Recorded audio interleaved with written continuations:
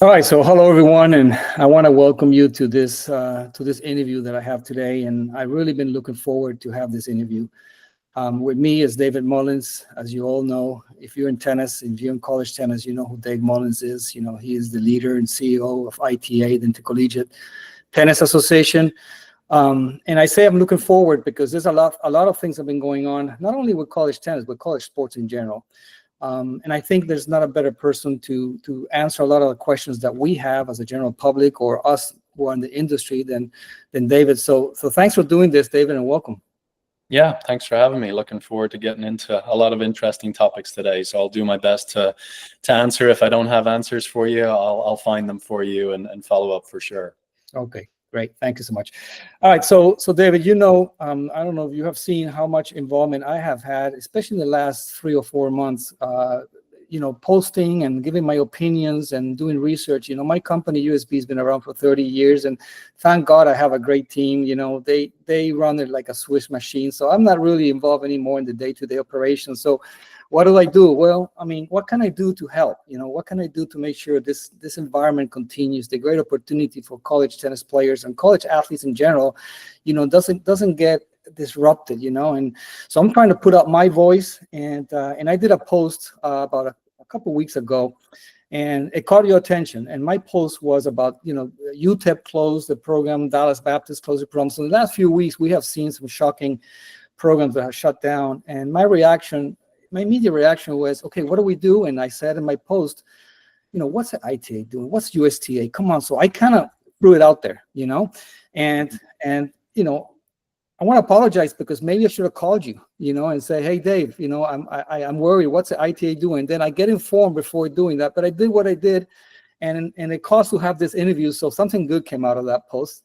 That's why we're here. And before we go into college tennis, which is going to be the main topic, I want to get your take on college sports because, you know, college sports has been for over a century amateur sports. And then suddenly in the last couple of years, we're seeing a change to going to professional sports. And even though it's going to impact mostly football, basketball, maybe the Power Four, the big schools, really is impacting the non-revenue sports. It's going to impact probably Division II. So I think it's going to be a bigger impact overall.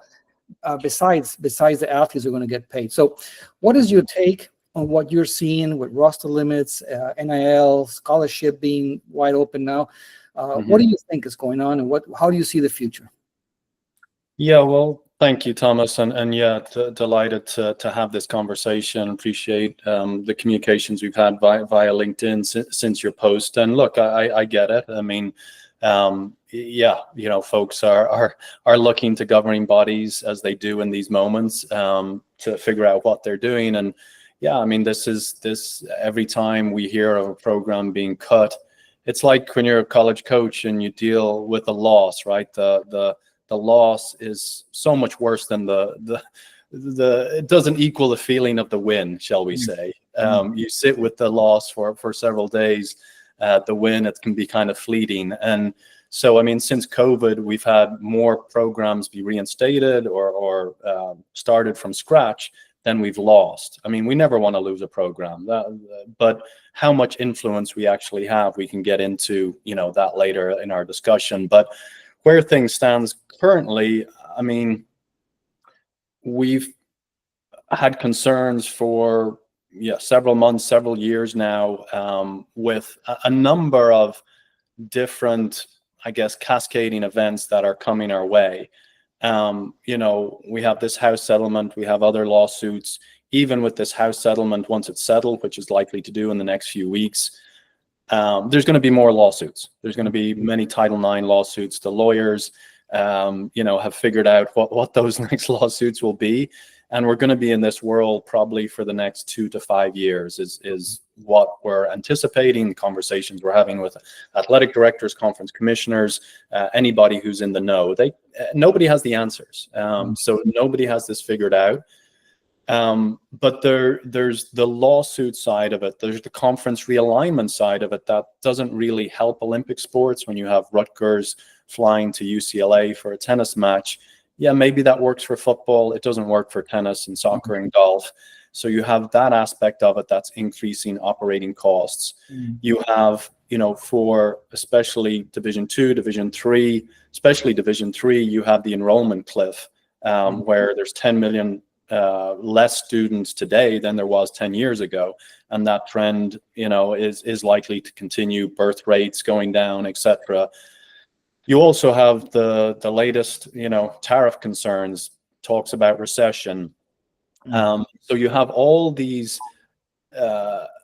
colliding events coming at the same time, which is very concerning for anybody involved in college athletics at any level. So I don't want to sit here and be very cheery and optimistic and, this is going to be a great opportunity. We're looking for those opportunities.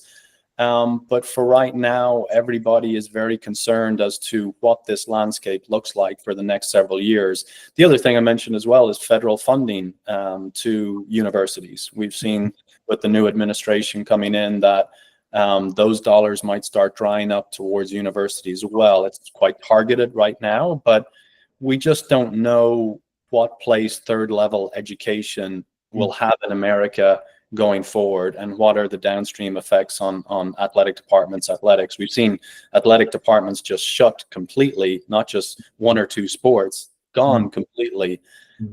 So it's a worrying time, but ultimately we can't just sit on our hands and worry. We've got to try and identify those solutions and understand what it is we can actually control, whether it's the ITA or USTA or both of us working jointly. We're still cogs in the system. There's conferences, there's the NCA, there's the NAIA, there's junior colleges.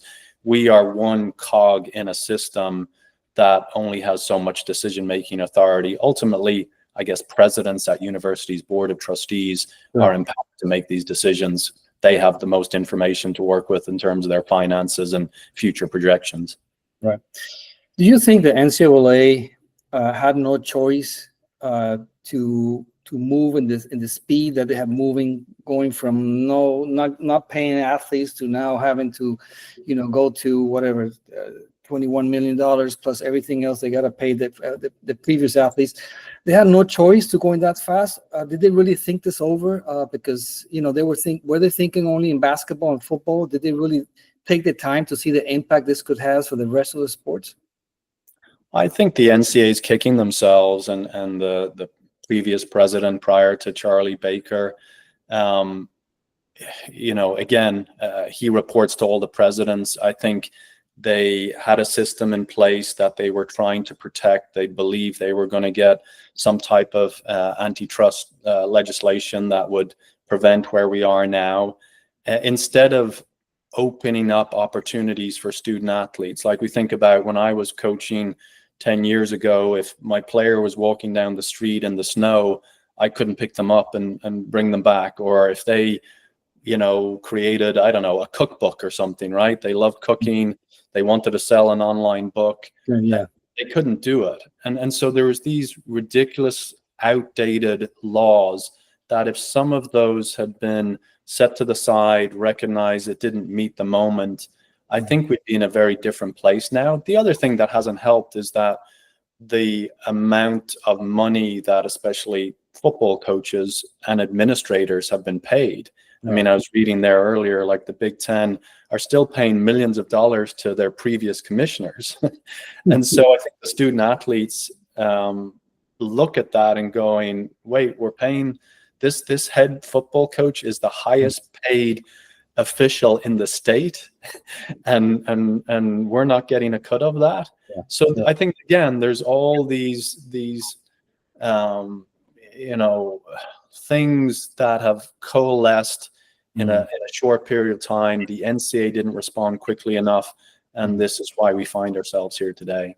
Yeah, I can agree more, and I think you're right. The NCAA should have been more aware. And maybe we could have taken small steps, steps. And at the end of the day, I think athletes should get some kind of compensation, especially these big teams are making. We're talking about 30, 40 programs who really make money. We're not talking about all 300 Division I. But find a way to compensate beyond a scholarship. I agree, but we went too far. I mean, the way it's right now. Tennis. Enough of college sports at this point. Like you said, we could only control what we can control. You know, it's in the judge's hands, and you know, whatever. I really hate the fact of the roster limits, because we do have clients who were number 10, number 11 in the team, and now they got told you gotta move out. And the coaches were very happy. These kids work very hard. Parents are willing to pay for their school, and they gotta change. You know, so it's really unfair. And hopefully that law doesn't go through, and at least they could grandfather those kids. So let's talk about tennis. And I was doing a little research, and you said some teams were open up after COVID. I didn't really research that. I went for the bad news, and I was looking at, you know, since 2020, you know, you got the East Carolina, the Appalachian State men's, and Northern Colorado, Southern Utah, Winfield, Wright State, and then in 21 you got Connecticut men's and George Washington, LaSalle. I have a whole list here, and I said, well, okay, so 14 Division I schools, 13 men teams, and 7 women teams shut down, from what I researched. And then you have about 4 teams in Division II this year: Metropolitan State, Hood College, Academy of Art, Dallas Baptist recently. Yesterday I found out, or 2 days ago, Reinhardt University. Wow, I mean, I would never expect. I got a call from a parent. You know, they're shutting down. They say for a year, and they're going to evaluate. I don't know, but they're not going to continue in 2025. One Division III, which is less. So in total, I have counted, I believe, 20 universities since 2020 that have shut down. Public universities 13 and private 7, which kind of surprised me. I thought it would be more private than public. So, okay, it's happening. It's been happening. Okay. Yeah. So I want to throw that out there. Because I want to hear from you. Okay, I think I know the answer, what the reason is, but I just want to hear from you. What is your perspective? What's happening? And then we could talk about ideas, or what's the solution, or what's the ITA doing. Okay? Yeah, and Thomas, I'm happy to send you. We obviously keep track of added programs, drop programs, and so happy to send that data over to you so you can see it and keep track of what's going on. But you know, we try and reach out to athletic directors, board of trustees, associate ADs, coaches, whoever it is, after a program has been dropped. And unfortunately, our experience has been, once it's dropped, I mean, these aren't decisions that are made in 5 days. You know, these are discussions that have been happening probably for years leading up to that. I think in COVID, a lot of these athletic departments knew they needed to trim down from some of the sports, and it gave them cover. It's like, okay, we've had this excuse. Let's get rid of these sports that we've been planning to get rid of for the last several years, and went in that direction. But when we speak with athletic directors, probably the one theme that keeps coming through is facilities. And if there's a dilapidated facility that is in need of an overhaul, if there's a program that doesn't have a facility to start with and is renting courts, especially those in the Midwest or out in the East that in the winter have to rent courts, and you know, those prices go up, and at some point the athletic director goes, okay, we don't have a facility, the costs are going up, we aren't competitive as we'd like because we don't have our own facility. That seems to be one of the major themes coming through. Others, it's been roster management, and that the program, the coach, they haven't been able to maintain the roster numbers that they would like or expect. I think in some other cases, because some of these athletic departments pay so poorly, they have a lot of turnover, and the tennis coach is going, I'm getting paid $12,000 a year. I can go coach at a country club and make a lot more. Why am I doing this? And so then you have every year and the athletic department just decides, oh, we'll keep paying $12,000 a year, and not investing in the tennis program that they'd like. So, you know, I think the international component plays a role. I'm a former international player myself, and so that hasn't come through, but it's always in the back of my mind that tennis is maybe an easy sport to cut because, okay, we have folks from Slovakia and Slovenia and France and Spain, and their parents don't even speak English, and they're not going to call. There's going to be no lawsuits. Let's get rid of that. On the other side of it, like I spoke to an athletic director last week at a non-P4 Division 1 school. And again, I'm just trying to learn as much, like, where does tennis sit? What can we do to make it more valuable, engaging? And, how do you think about tennis as an athletic director? And he's like, Dave, there's no way I could ever cut tennis, because our most important donors and boosters are tennis people. And my life would not be worth living if I even talked about cutting tennis.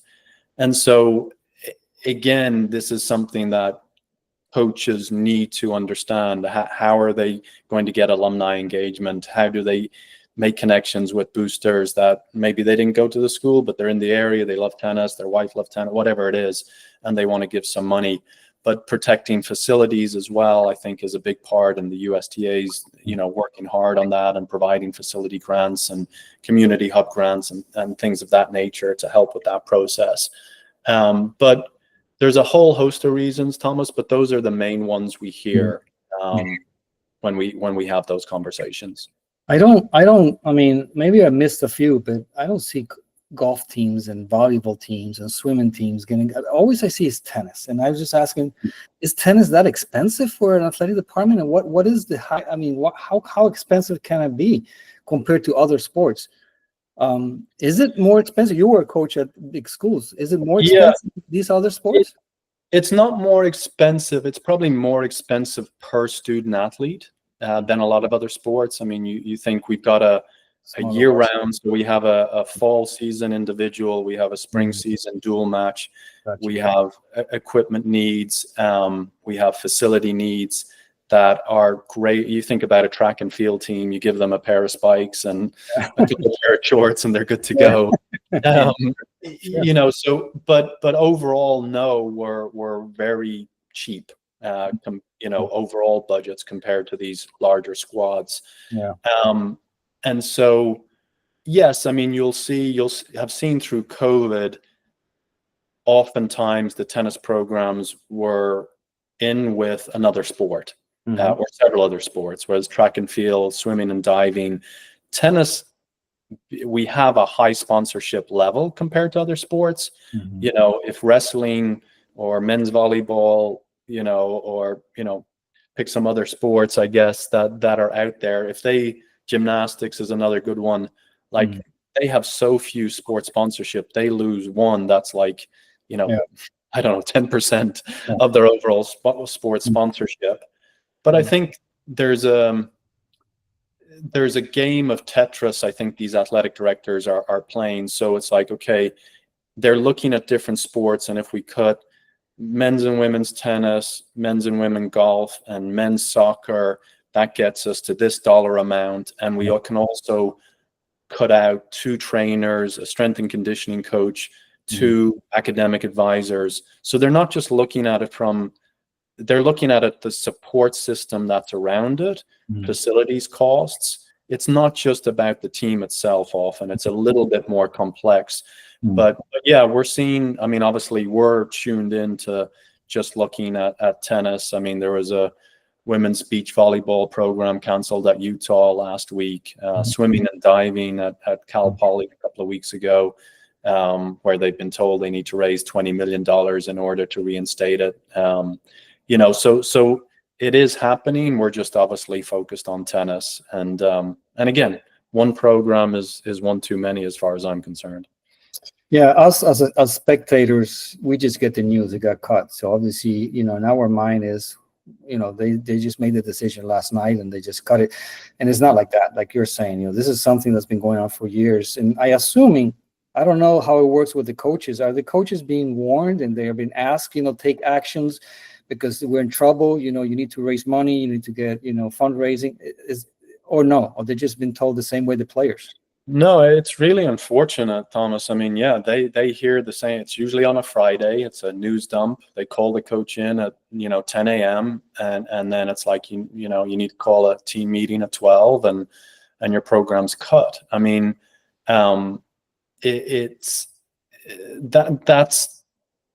probably 90% of the cases. Yeah, there's 10% where there's some warning signs and, hey, we're thinking of this, or there's probably been some red flags. Hey, we're cutting your scholarships. We're getting rid of your assistant. Right. Like, okay, something's up here. I better be paying attention to this. But 90% of it, there's no warning. It's kind of like when the athletic directors fire the football coach. It's like, oh yeah, he's our guy. And then the next day, yeah, he's gone. And we're looking for a new football coach. It's like, they want to be very optimistic, upbeat, not, show their cards in any way, and then get everything in order. And then, okay, you're gone. So it's brutal. It's brutal the way it's done. Yeah. It's wrong because, at that level, at the higher level in every university, if you have the willingness, if you really have the willingness, and that's the direction that team is going, and it's going to get cut. Well, okay, what actions can we take? You need to get everybody involved. If you get the tennis team involved, I'm sure they're going to find a way to at least try, to avoid it and raise some money. But if it's maintained at a high level, and you tell the coach, like you tell the players, I hate it when you tell a player in May that there's not going to be a tennis team in August. I mean, how is that fair? No, it's not, it's very frustrating. But I think this is where coaches need to change their mindset. I mean, Dick Gould, legendary coach at Stanford, won 17 NCAA titles. Like, he always says that he operated from a place of fear, that his program was going to be cut every year, and that he just took action every day, endowing different part, of the program, building up the facility, making the program relevant within the community.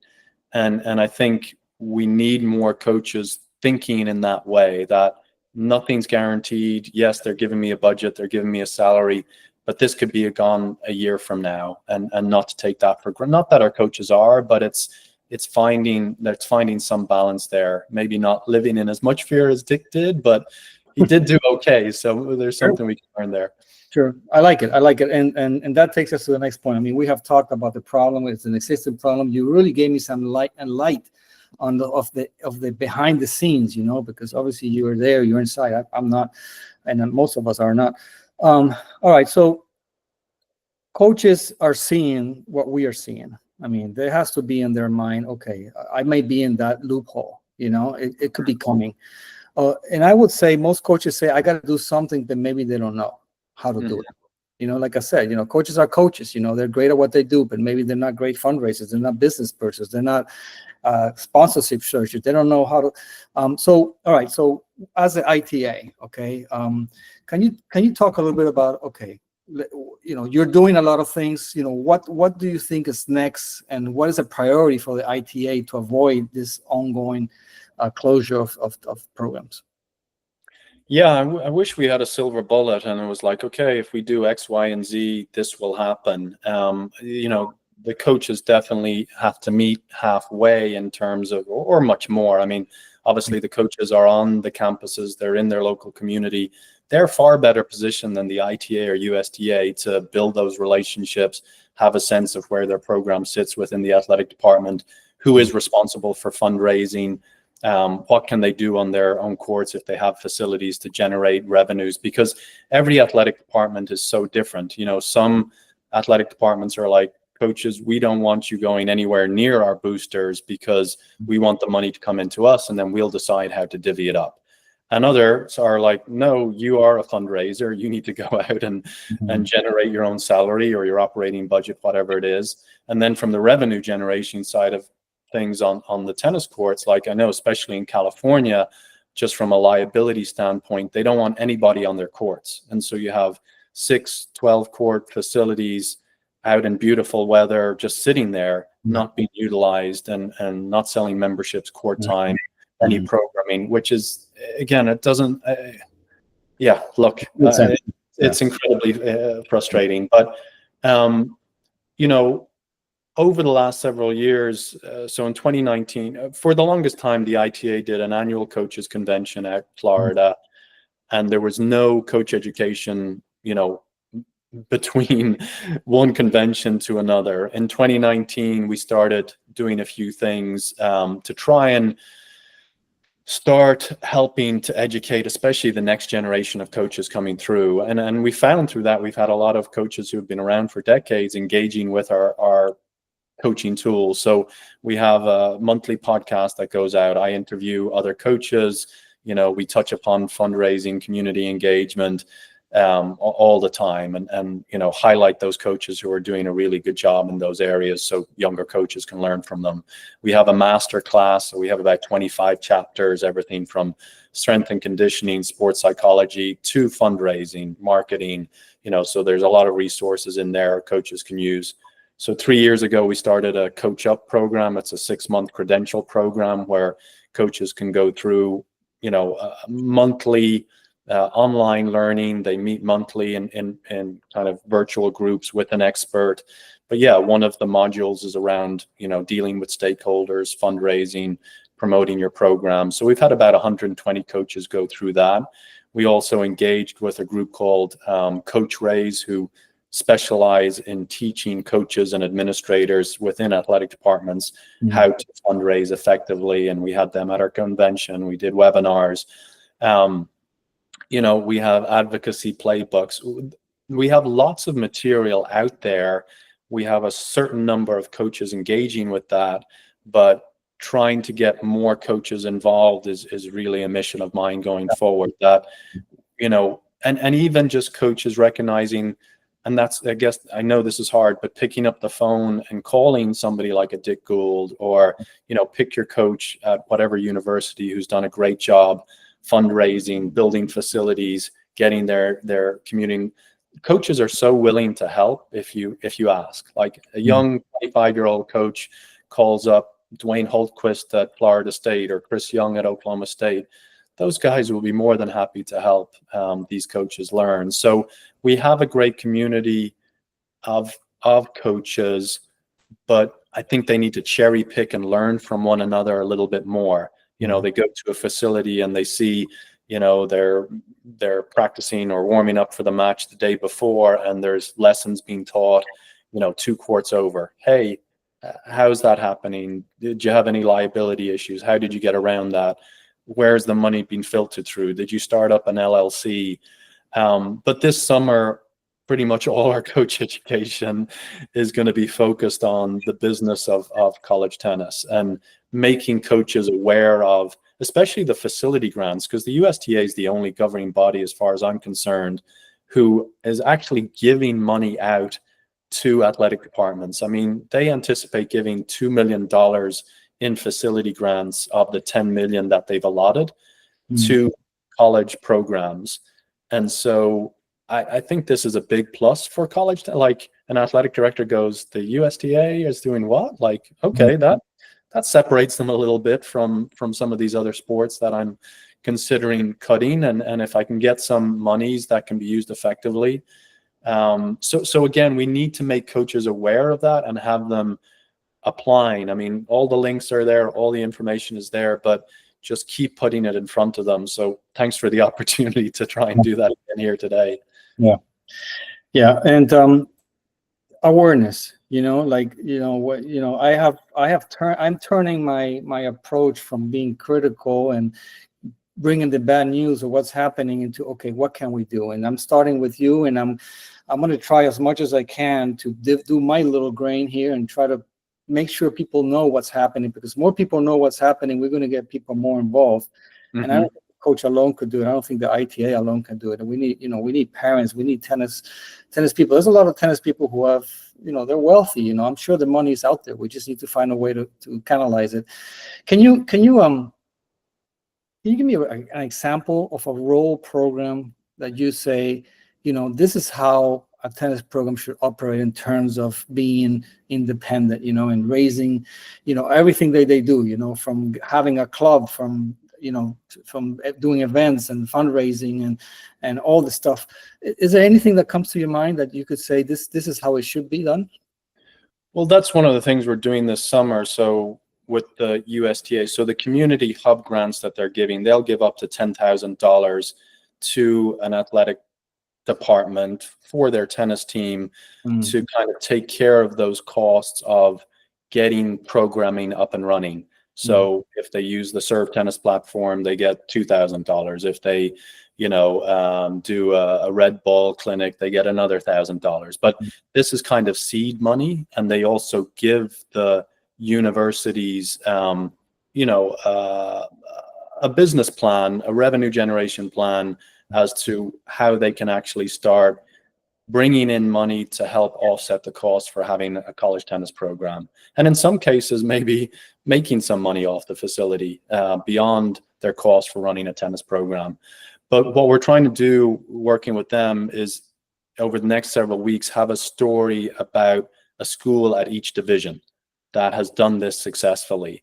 And because if you give an example, I mentioned Oklahoma State or Florida State, a coach at a junior college would be like, oh, yeah, okay, great example, Dave. We cannot relate. So we're trying to give an example at each division as to who is doing that. So I'll share that with you when we have stories come out, because I think those will be helpful and hopefully get coaches to understand and believe it's like, okay, well, if so-and-so is doing it at Division 2, then maybe I can as well. And again, all universities are built different athletic departments. Again, we know some coaches are full-time, some are part-time, some have assistants, some don't. But yeah, again, we as the ITA, I think, can help also educate athletic directors as to, hey, did you know your tennis facility could be used in a way that is maybe different from other sports, and you could get more community engagement, and you could sell memberships, or you could have one of these, remote keypads that you can put in, and you have 50 people paying X number of dollars, and you don't even need to have somebody there. There's all these different options, but I think that's something we can do as the ITA a little bit better. And hopefully then the ADs, associate ADs also recognize that maybe I should hold my tennis coach accountable for something else than finishing top 3 in the conference. Like, who cares? Like, are the kids getting better? Are they having a good experience? Yes, winning is important, but can we hold our coaches? Let's not worry as much about winning, and let's worry a little bit more about generating some revenue from your facility, if you have one. I know that not all coaches are blessed with their own facility. Yeah, when you talk the big Division 1 teams, you're talking about coaches who have an assistant coach, or sometimes they have a graduate assistant. So they have a team that they could sit down and say, okay, this is our plan of raising this. You're going to be this, I'm going to do that. You're going to do the recruiting. What happens with all these small these small programs, like you said, coach, making, $30,000 a year, and he has to teach math besides being on the court. And then he has to recruit, he has to manage a team, he has to do practices, he has to do equipment. And now you're going to ask him also to try to find, fundraising. Everything you said sounds beautiful. Putting it in practice for those type of programs is going to be challenging. And, I thought, well, why don't the business department have a program dedicated to the tennis team or other teams, where you have these students who are maybe juniors and seniors, and they could take charge of maybe helping the college coach, helping those programs, and do it as a project. So I think there's ways, but from everything that all those ideas you said are great, and I'm sure all these courses, but in the practice for these coaches to actually implement, it's going to be tough. Absolutely. And that's, creativity is key to this. And so they get an idea, there's something possible here. How do I make it work within my community, within the constraints I have? Is it working with the rec department? Is there a tennis class that they have that, you could grab students from that? Is there a recent graduate who is, working a job 9 to 5, but wants to make some extra cash from 5 to 9 every day? They're going to have to get, if that's the thing, if coaches, anybody in society, if you're waiting around for whether it's the government or a national governing body to solve all your problems and give you this plug in and play solution, you're going to be waiting your entire life. There's a limit, but the coaches, again, within their own community, within their own athletic department, they have a really good sense of what those constraints might be. and then how are they going to push around those constraints. But yeah, look, my first job in college tennis, I was paid $10,000 a year. We didn't have our own facility. We had to fight, punters down at the park to get a couple of courts, and I had to work, several other jobs. So I relate completely. I get it. But this moment in time is going to force everybody to be a little bit more entrepreneurial. If not, then unfortunately, yes, tennis and other sports are definitely in danger. Yeah, I think I'm going to go back to my word willingness. You got to have the willingness, and if the athletic director and the board of regents of every university and the coaches have the willingness, I'm sure creativity, I'm sure there's ways of solving things. And Thomas, I mean, that's the thing. I mean, I think Minnesota men's program is a good example of COVID. Like, that program had done everything possible. They had a great facility that was used by the community, 10 courts. They had endowments for various parts of their program. They were competitive. It's not like they were finishing the bottom of the Big Ten every year. And that program still went away, which was frightening. I think they've cut 4 sports, men's tennis being one of them. So you can still do everything. And for whatever reason, the decision makers, but I think Minnesota's maybe an outlier a little bit. I think if you take the right steps and you work closely with your associate AD, your athletic director. And the other part of it as well is just how tennis is viewed in this country, and especially in different parts. It's considered a very elite sport, which it is in many parts of the world, but not to the same extent here. And I really noticed this. I have a kid in high school. He played a bit of high school tennis, and you could see, high school tennis is just not put on the same pedestal as other sports within high school. And I think that bleeds into the college a little bit. Like, the sports that are relevant in high school are relevant in college.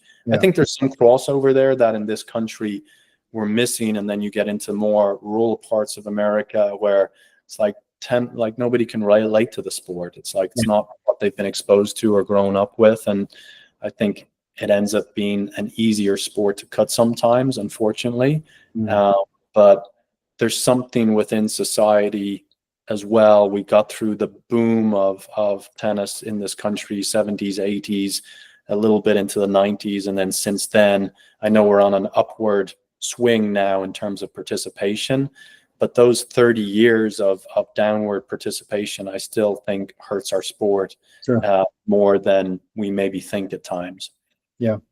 It's a changing world in every single aspect. When I think about PGA and the LIV, they had to react to a situation. When I think about what's NFL doing and opening markets in Europe and Mexico and Brazil, and I see everybody just trying to be creative because it's a changing world for everything.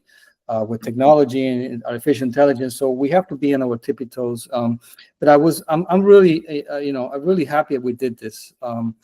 Just hearing you just kind of gives me the peace of mind. Okay, we got to take action. It's not easy. There's obstacles. It doesn't depend on Dave Mullins alone.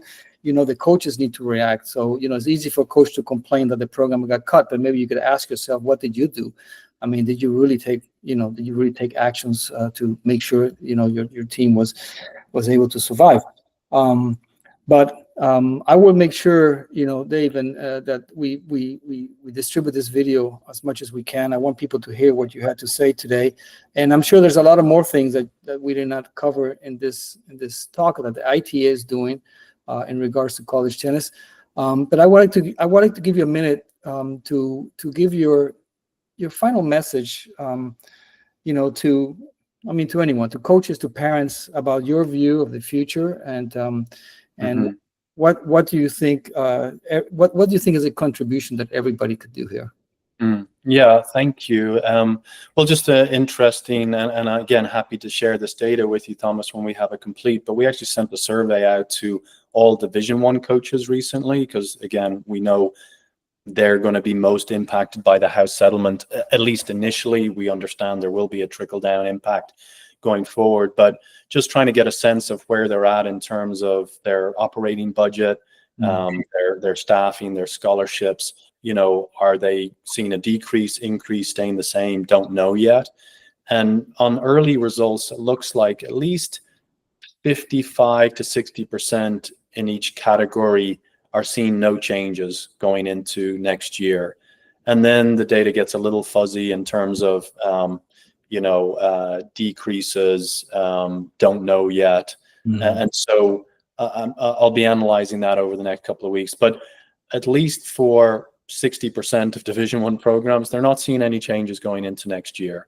A small percentage are seeing increases.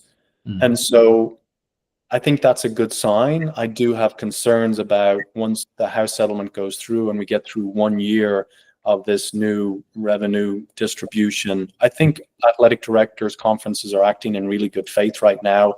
They want to support broad-based sports. At the end of the day, Thomas, nobody wants to cut a sport. I'm sure that's just a miserable experience for an AD. They don't want to do it. That's not what they got into it for. But it's what is happening this time next year when athletic directors are throwing up their arms and going, we've cut every corner possible. We've saved every dollar. We've explored every revenue generating, we have sponsors all over every part of the campus. That's when I start getting concerned. But I think for parents, junior players, keep working hard. Assume this is, nothing's going to change. There's going to be scholarships. There's going to be roster spots, all different levels of college tennis from Division I, Triple C, AA out in California. Yes, there might be fewer opportunities, there might be fewer scholarships, but there's still a lot to go around compared to some other sports. So I don't want anybody losing faith or taking my message as something pessimistic. I'm just being realistic. And so I think anything they can do just to support their local college tennis team, whether it's showing up for a match, whether it's connecting with a coach, whether it's giving a small donation, maybe it's an in-kind donation, that you wouldn't believe what a reel of string, how excited some coaches would get about that. It's not a huge amount. Like you said, college tennis programs aren't that expensive to run, and every little bit goes a really long way. But anything you can do to make introductions to college coaches, bring them to your club. If you're a member of a country club, hey, I want to introduce you to so-and-so. Did you know they played here, or their, cousin played, whatever it is, there's, 6 degrees of separation. But anything you can do to help the coach, especially our younger coaches who didn't get into this thinking they just saw, it looks like a good job. I mean, this was my impression. I recruit, I travel, I work on player development, getting my players better, and didn't realize there's a whole community engagement fundraising piece to that. Anything folks can do to help these coaches make those introductions, just see what it is they need, and it could be volunteer. It could be a million different things, but understand these coaches, these programs need help. And so the coach is unlikely, in many instances, is unlikely to reach out to you. But if you have a passion for college tennis, reach out to them. Yeah. Alumni. I know you guys in ITA are pushing your alumni program. I'm part of it. And I think, it's you're graduating kids every year. That's where your help is going to come from. So, you don't need to go and find new people. You already have your alumni who either play tennis or not, but I'm sure everybody, doesn't matter if you, like you said, $50, a real string, whatever. If everybody chips in, it's going to be a big help. Dave, listen, I'm not going to take more of your time. This was great. I really appreciate it. And it was enlightening for me, and I'm sure it's going to be enlightening for a lot of people. And I'm going to stay positive, and I'm sure you are. And let's see what happens in the next few months with the court ruling. But I guess we just got to be ready. Yep. Yeah. Thank you, Thomas. Thanks for the opportunity. Great discussion. And happy to have more going forward. There's a lot going on, and news breaking every couple of days. So we will keep connected on it. Thank you so much. Thanks, Thomas. Bye-bye. Bye-bye.